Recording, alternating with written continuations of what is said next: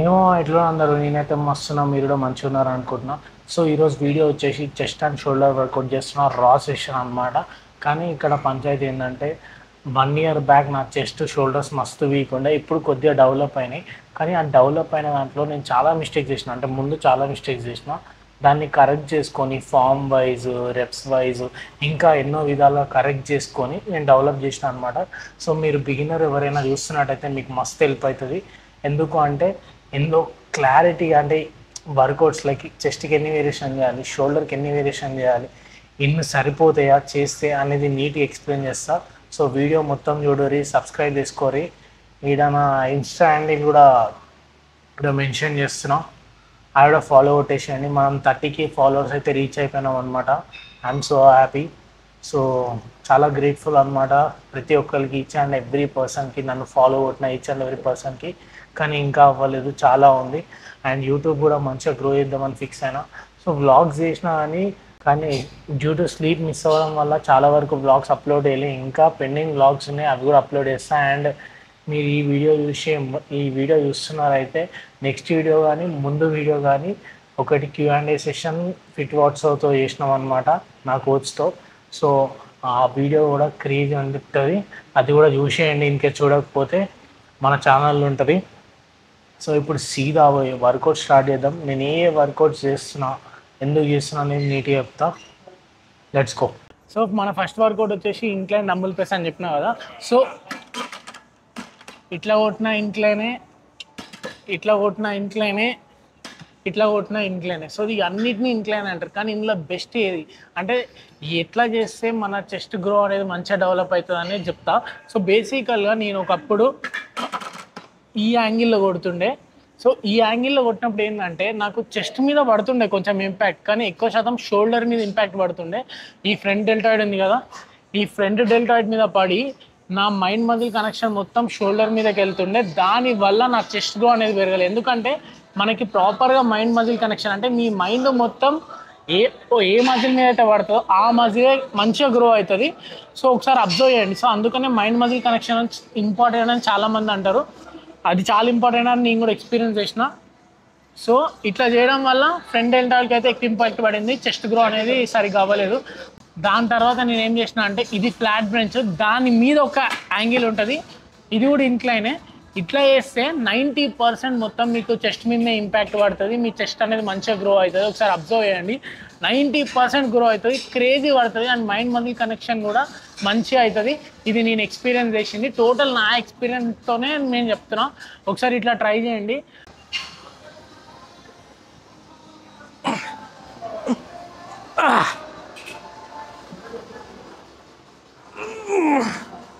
One,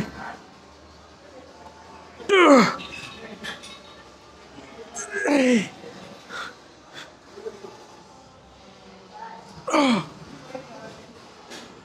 five, six.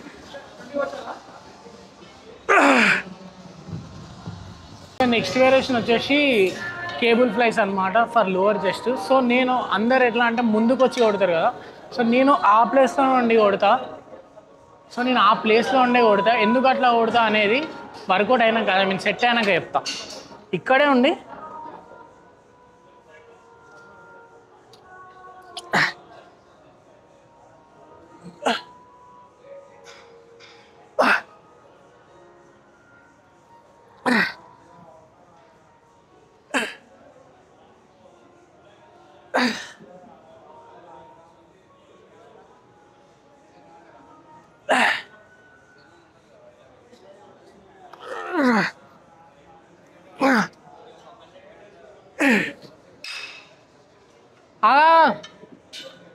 So ఇట్లా ఎందుకు కొడతా అంటే నా మ్యాక్సిమం ఎఫెక్ట్ మొత్తం లోడ్ మొత్తం లోవర్ పార్ట్ మీదనే పడుతుంది.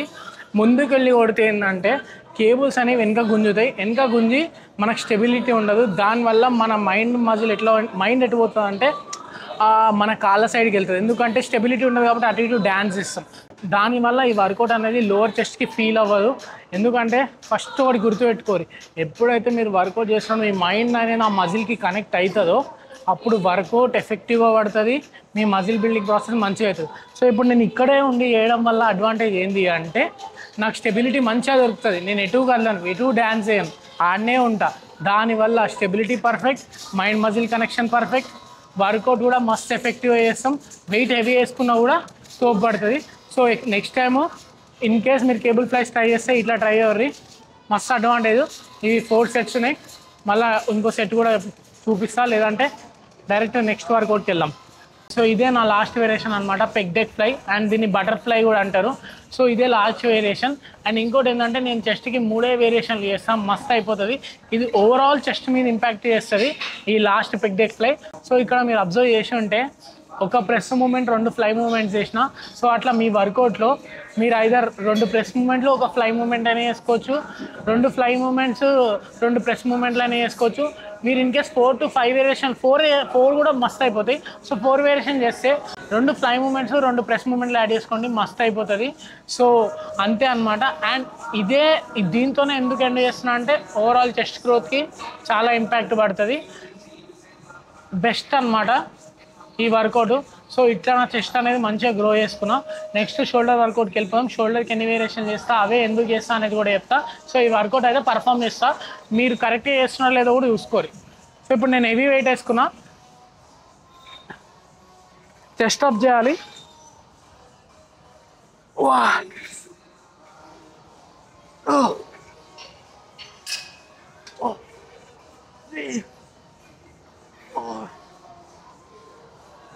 Five, 6, 7,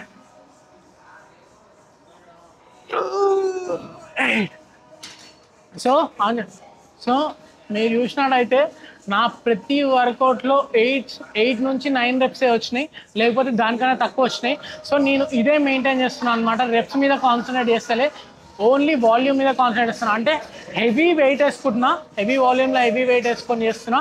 సో దానివల్ల స్ట్రెంత్ బిల్డ్ అవుతుంది, ఇందాక చెప్పినట్టు స్ట్రెంత్ బిల్డ్ అవుతుంది, మజిల్ బిల్డ్ అవుతుంది, అండ్ అట్లనే ప్రోగ్రెసివ్ ఓవర్లోడ్ కూడా ఇంపాక్ట్ గట్టిగా పడుతుంది. సో మీరు ఇట్లా ట్రై చేయండి. మీరు ఈ వర్కౌట్స్ ట్రై చేసినాక మీకు ఎట్లా ఇంపాక్ట్ అవుతుందో కామెంట్లో చెప్పండి. చలో షోల్డర్ వర్కౌట్కి వెళ్ళిపోదాం. సో నెక్స్ట్ వర్కౌట్ వచ్చేసి లాటరల్ రైజ్ అనమాట. షోల్డర్లో ఫస్ట్ వర్కౌట్ ఇదే స్టార్ట్ చేస్తాం, మిడ్ డెల్టాయిడ్కి. అండ్ ఇక్కడ అందరూ వేసే మిస్టేక్ ఏంటంటే హెవీ వెయిట్ 10-15 kgs అట్లా వేసుకొని డ్యాన్సులు చేస్తారు ఇట్లా. సో అట్లా డ్యాన్సులు చేయకండి, లైట్ వెయిట్ తీసుకోండి. 5 kgs 2.5 తీసుకుని ఓకే, అని 5 అయితే బెస్ట్. 5 తీసుకొని మ్యాక్సిమం 20 నుంచి ఇంకా దాని మీదకి పోయేలాగా రెప్స్ వస్తాయి. ఆ రెప్స్ టిల్ ఫెయిల్యూర్ పర్ఫామ్ చేయండి, గట్టిగా ఇంపాక్ట్ పడుతుంది. నా బాడీలో మంచి పార్టే స్ట్రాంగెస్ట్ పార్టే షోల్డర్స్, నేను అట్లా చేసే బిల్డ్ చేసిన. సో ట్రై చేయండి, కామెంట్లో ఎప్పుడు ట్రై చేసినాక ఎట్లుంది అనేది. అండ్ అందరూ ఇట్లా చేస్తారు, అట్లా ఇదొక వేరియేషన్ కూడా బెస్టే, కానీ ఇట్లా చేయరు. నాకు మస్తు ఇంపాక్ట్ పడింది ఇట్లా చేయడం వల్ల. మీరు ట్రై చేయరు అంటే ఎట్లా అంటే ముందుకు డంబుల్స్ పెట్టి ఇటు సైడ్కి లిఫ్ట్ చేయడం. సో ట్రై చేయండి. అండ్ ఇట్లనే ఇప్పుడు సెట్ కూడా పర్ఫామ్ చేస్తా, మొత్తం చూడరు మీకు అర్థమవుతుంది.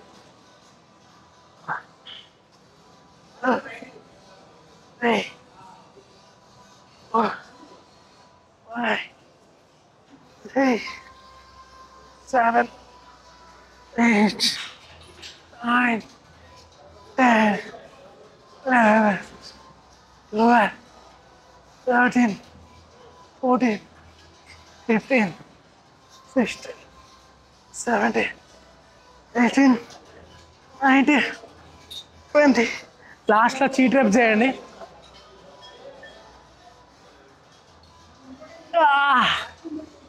సో ఇట్లా వేసి మొత్తం నింపేయండి. ఎప్పుడైతే నువ్వు వేసే వర్కౌట్లో చెడ్డీ జిన్నేలా చేస్తావో, ఎప్పుడైతే ఇంపాక్ట్ఫుల్ ఉంటుందో అప్పుడు నీ బాడీ అనేది బిల్డ్ అవుతుంది. సో ఇట్లా వేసే ఇంపాక్ట్ గట్టిగా ఉంటుంది, పక్కా ట్రై చేయరు.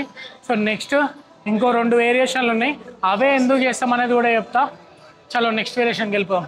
ఇందాక లాటరల్ రైజ్ కంప్లీట్ చేసినాం మిడ్ పార్ట్కి, ఇప్పుడు రేట్ డెల్ట్. సో బ్యాక్ పార్ట్కి. సో నీకు షోల్డర్లో 3D లుక్ రావాలంటే ముందు మీద అందరూ ఇది కాన్సన్ట్రేట్ చేస్తారు, ఇది కాన్సన్ట్రేట్ చేస్తారు, దీన్ని మిస్ చేస్తారు. ఇది లేకపోతే నీకు షోల్డరే లేదు. సో రేట్ డెల్టా అస్సలు మిస్ చేయకండి. So rear delta best workout వచ్చేసి రివర్స్ పెగ్ డెక్ ఫ్లై అనమాట. నాకు ఇది మస్తు ఇంపాక్ట్ క్రియేట్ చేసింది, మీకు కూడా క్రియేట్ చేస్తుంది. కానీ ఇక్కడ మీకు ఇంపాక్ట్ ఎక్కువ ఉండాలి, మంచిగా గ్రో అవ్వాలి అండ్ స్టెబిలిటీ కూడా ఎక్కువ ఉండాలి అంటే నేను చెప్పినట్టు చేయి. సో ఇప్పుడు నేను ఫస్ట్ వర్కౌట్ పర్ఫామ్ చేసి చూపిస్తా, దాని తర్వాత ఎందుకు ఇట్లా చేసిన అనేది రీజన్ చెప్తా. సో చూడురి, వెయిట్ అనేది తక్కువ వేసుకోండి. ఇట్లా ఫస్ట్ ఇట్లా లీన్ అయిపోండి, ఆర్క్ షేప్ ఉండాలి. ఇట్లా ఇట్లా ఈ షేప్కి వచ్చేసేయాలి మీరు. సో ఇట్లా వచ్చి 1 2 3 4 6 7 8 9 10 11 12. సో మీరు ఇప్పుడు చూసినట్టయితే నేను ఇట్లా లీన్ అయ్యి ఇట్లా బెండ్ అయ్యి పర్ఫామ్ చేసిన వర్కౌట్ని ఇట్లా చేయడం వల్ల అడ్వాంటేజ్ ఏంటంటే స్టెబిలిటీ ఉంటుంది. అంటే నా ఫీట్ ఎటు కదలదు, నేను వెనకకి కూడా జారాను. కొంచెం మంచి షూస్ వేసుకోండి గ్రిప్ దొరకడానికి.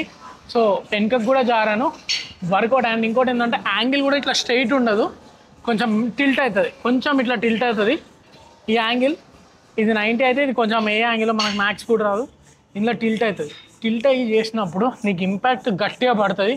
ఒక్కసారి ట్రై చేయండి. నేను ఆల్రెడీ దీని మీద ఒక రీల్ కూడా చేసిన, కానీ మళ్ళీ వీడియోలో చెప్తున్నాను ఎందుకంటే మన చెస్ట్ అండ్ షోల్డర్ వరకు ఒకటి కాబట్టి.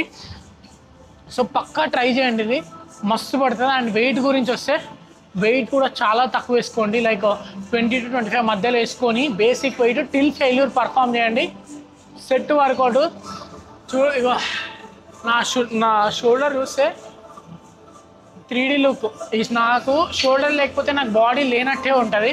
ఈ షోల్డరే నా ఏమంటారు మెయిన్ థింగ్ అనమాట. అందుకని లాస్ట్లో షోల్డర్ డంబుల్ ప్రెస్తో ఏం చేస్తాం. ఇది మిలిటరీ ప్రెస్ కూడా వేయచ్చు, కానీ యూనిలాటరల్ వర్కౌట్స్ని ప్రిఫర్ చేయండి. మీరు బిగినర్ అయితే మజిల్ ఇంబ్యాలెన్స్ సెట్ అవుతుంది, స్ట్రెంత్ కూడా బిల్డ్ అవుతుంది, సేమ్ స్ట్రెంత్ బిల్డ్ అవుతుంది. సో ఇది పర్ఫామ్ చేసేటప్పుడు అందరూ ఇట్లా పర్ఫామ్ చేస్తారు. ఇట్లా చేయకండి, కొంచెం టిల్ట్ చేయండి, కొంచెం టిల్ట్ చేసి ప్రెస్ చేయండి. ఇయర్స్ దాకా రావాలి మీది ఈ డంబుల్ అనేది, సరిపోతుంది. సో అర్థమైంది అనుకుంటున్నా నా chest and shoulder routine. And beginners కూడా ఈ రొటీన్ ఫాలో అవ్వచ్చు. సో కంటెంట్ వస్తే ఫాలో కొట్టు. సారీ ఉండని. సో నువ్వు ఆడ పోయినప్పుడు చెయ్యి ఫోకస్ అట్టే పోతుంది రా స్వామి. సో అర్థమైంది అనుకుంటున్నా. సో ఇంతటితో వ్లాగ్ అయితే ఎండ్ అవుతుంది. సో సబ్స్క్రైబ్ అయితే చేసుకోండి. మళ్ళీ ఇంకో వ్లాగ్తో మళ్ళీ ఇంకోసారి మళ్ళీ ఇంకో రోజు కలుద్దాం. బాయ్.